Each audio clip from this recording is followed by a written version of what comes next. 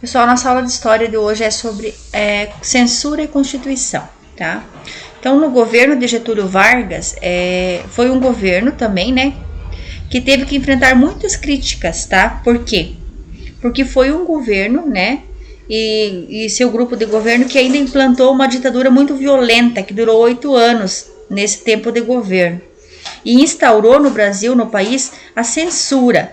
Observando a imagem aqui na página 156, vocês podem ver que as pessoas têm um adesivo na boca, né?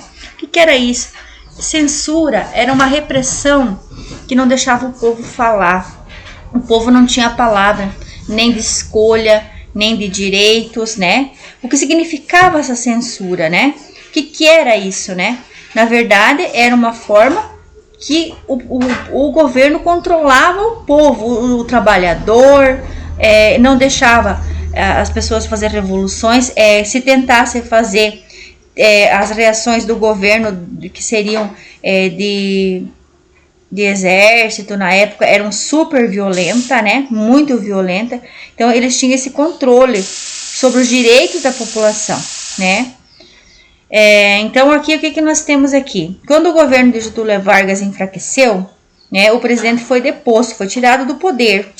E havia naquele momento uma necessidade muito grande de democratizar, né, de garantir os direitos do povo. Então foram feitas novas eleições, criada a Constituição, mexido na Constituição brasileira, outra Constituição, né, mais democrática. Elaboração, teve a participação de representantes das camadas populares, sejam elas mais pobres ou mais ricas, né? E assim o Brasil passaria a ter um novo funcionamento, agora um pouco mais democrático. Mas alguns anos depois, infelizmente, novas disputas sociais e políticas aconteceram, né? Novas ideias, novos grupos populares, reformas, né, para o país. E aconteceu também o que? A reforma agrária. O que é a reforma agrária? Nós já vemos havido falar disso há muito tempo, que era o que? A divisão de grandes propriedades rurais improdutivas, né? Pessoas que tinham muitas terras e não estavam utilizando, enquanto tem outras que não tem nada. Então, passaram a doar pedaços de terra para pessoas que não tinham, né? Que quem é a classe que luta por esse direito são os sem terra, né? A partir de 1964, foi instalado um novo governo, um pouco mais pior do que o que antecedia, né? Foi instaurado um governo militar. Esse durou 30 anos no Brasil. Ocorreram práticas de repressão e autoritarismo em maior quantidade, né? Esse governo não permitia, ele era autoritário quando as pessoas reivindicavam seus direitos, né? Eles eram violentos, né? No Brasil houve progresso econômico, né? Ao mesmo tempo aumentou o nível de pobreza. Por quê? Porque o acúmulo de riqueza ficou nas mãos de uns, enquanto que outros não. Então, quem tinha, quem não tinha, padecia. Quem que conseguia uma empresa, quem era rico, né, ia conseguir outra empresa maior e mais rico iria ficar, o pobre continuava pobre, né. O país aumentou, só que a dívida externa do país também, porque ele tinha que pegar dinheiro emprestado de outros países, né, e isso se chama dívida externa. O Brasil ficou endividado. E a população não expressava mais livremente os seus direitos, pois havia muita censura, né. Até mesmo durante as eleições, né, cargos e governo, o povo não tinha liberdade de escolha. Quem escolhia era quem? Era feito escolher diretamente, representado por cargos mais importantes. Então, pessoas da alta sociedade que tinham influência e também se beneficiavam que ia escolher. As pessoas das classes mais pobres, populares, não elegiam seus representantes políticos por meio do voto, como hoje, né? Também nas rádios, a televisão, ela era supervisionada pelo governo. Não passava-se filme, músicas que pudessem fazer as pessoas pensar, que gritassem por seus direitos, né? Era uma censura radical, né? E com duras cobranças por parte do governo se as pessoas tentassem reivindicar seus direitos, tá? Então aqui na página 158, 159, vocês vão ver que tem atividades com letras de música, né? Primeira atividade da página 158. Então, depois de um certo tempo, né, que tem uma imagem também para vocês observar na página 158, fora a ditadura, abaixo da ditadura, né? As pessoas foram à rua gritar, né? Cansaram da ditadura, muitas pessoas foram afetadas, perderam vidas, né?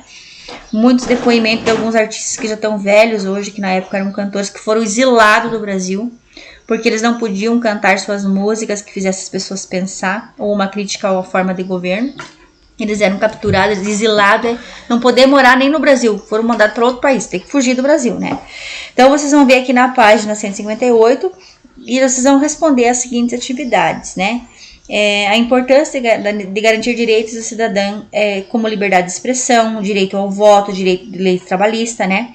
E vocês vão anotar as ideias principais. Converse com seus colegas e professores a importância de garantir direitos dos cidadãos. Que direito? É importante ter direito trabalhista? Um dia a gente vai ter aposentadoria na velhice, né? E o direito ao voto, com certeza. Já pensou se fossem só as camadas mais ricas da nossa sociedade que fossem se beneficiar com a forma de governo que fosse escolher o prefeito da nossa cidade? E não fosse por meio do voto que todas as classes sociais podem votar, né? Isso seria uma democracia ou uma ditadura, né? Se não fosse acontecesse isso, uma ditadura, né? Mas graças a Deus não acontece mais. Liberdade de expressão. Eu não estou satisfeito, eu vou lá conversar, vou reivindicar, vou fazer uma greve, vou fazer uma reivindicação sem violência, né? Que eu também sou contra a violência. Mas reivindicar a gente pode, questionar, argumentar, graças a Deus podemos também, nem sempre somos atendidos, mas tentamos, né? Então anota as ideias principais aqui na página 158. E aqui tem umas canções que na época sofreram censura de repressão, que muitos artistas não podiam se manifestar durante esse período ditatorial, né? Essas letras de canções, elas eram proibidas de serem colocadas no rádio, né, das pessoas. Se pegasse um grupo de pessoas ouvindo, eles eram severamente castigados pelos policiais na época, porque era uma forma de governo de ditador, de militarismo, né? Então, eles seriam até presos, espancados, né? Se fossem pegos escutando isso, curtindo isso, né? Em televisões também não passavam, né? Então, aqui tem as letras das canções, né? De alguns cantores, Chico Buarque. Também de Chico Buarque, tem duas músicas, né? Hoje você é quem manda, falou, tá falado, não tem discussão não. Estava se referindo a quem? A um governo. Apesar de você, amanhã há de ser outro dia. Eu pergunto, você onde vai se esconder da enorme euforia? Como vai proibir quando o galo insistir em cantar, né? E quando ele escrevia o galo insistir em cantar, ele falava em relação ao povo. Falar era proibido, né? Ele fazia esse contexto com um galo, mas era a realidade da sociedade, das pessoas da época. Então eu quero que vocês leiam com atenção e respondam as questões propostas. O que o autor da canção quer dizer com esses versos, né? Na segunda estrofe ali, da mesma canção, o que o autor da canção quer dizer com a expressão apesar de você, amanhã há de ser um outro dia, né? Ele sonhava com um futuro melhor, caiu o militarismo e voltar à democracia, né? Com a expressão, como vai proibir quando o galo insistir em cantar, né? Como vai proibir as pessoas de falar, de questionar, né? Tem que fazer esse elo ali entre a sociedade e a relação, né? Com o galo. Ele não se referia ao galo, estava se referindo à voz do povo. Então eu quero que vocês façam com atenção as atividades da página 158 e 159.